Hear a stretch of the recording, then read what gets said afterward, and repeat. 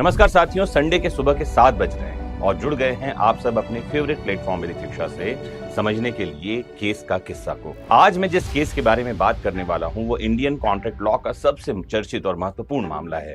इसके बिना तो इंडियन कॉन्ट्रैक्ट एक्ट शुरू ही नहीं होता और पूरा ही नहीं होता। केस का नाम है मोहिरी बीबी वर्सेस धर्मोदास घोष। 1903 का ये मामला है।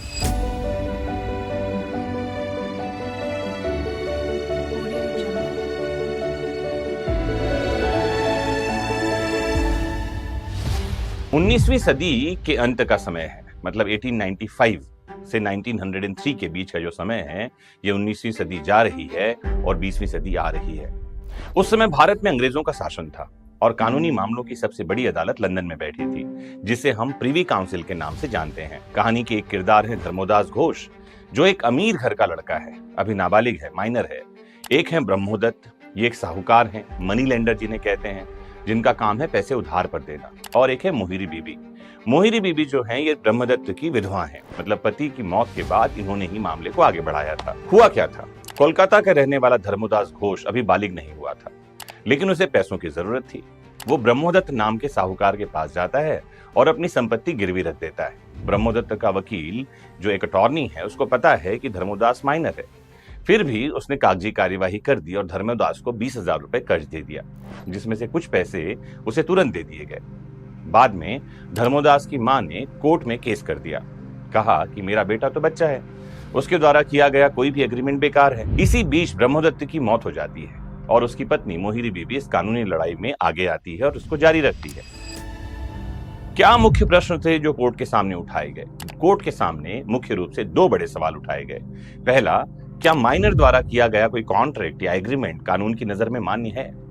और दूसरा, क्या धर्मोदास को वो पैसे वापस करने चाहिए जो उसने कर्ज के रूप में लिए थे? दोस्तों, इस मामले में जो फाइंडिंग्स और जजमेंट है कोर्ट का, ये अपने आप में लैंडमार्क है, जिसे हर कॉन्ट्रैक्ट लॉ के स्टूडेंट को पढ़ना चाहिए और हर लॉ स्कूल में पढ़ाया जाता है।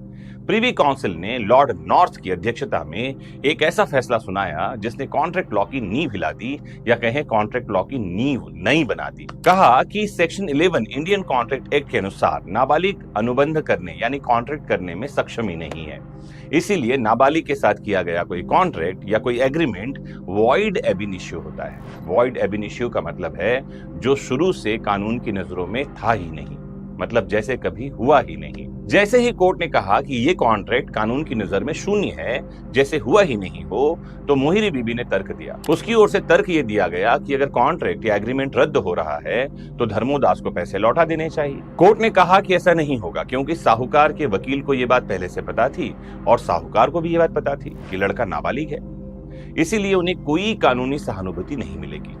कोर्ट ने यह भी कहा कि नाबालिग के खिलाफ एस्टॉपल यानी विबंध का सिद्धांत लागू ही नहीं होता।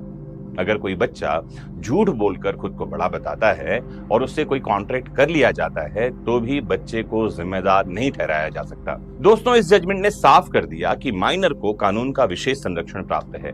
इसका मकसद बच्चों को चालाक व्यापारियों और साहूकारों के चंगुल से बचाना था। मुझे उम्मीद है कि इस केस को आसान शब्दों में समझाने में आपको मैं सक्षम हुआ होऊंगा। अगर आप ऐसे ही किसी लैंडमार्क जजमेंट या इंपॉर्टेंट केस के किस्से को आसान शब्दों में कहानी के माध्यम से समझना चाहते हैं तो कमेंट बॉक्स में जुड़कर बताइए। साथ ही जुड़े रहना है आपको अपने फेवरेट प्लेटफॉर्म वैदिक शिक्षा से। अपना खूब ख्याल रखिए। नमस्कार, जय हिंद।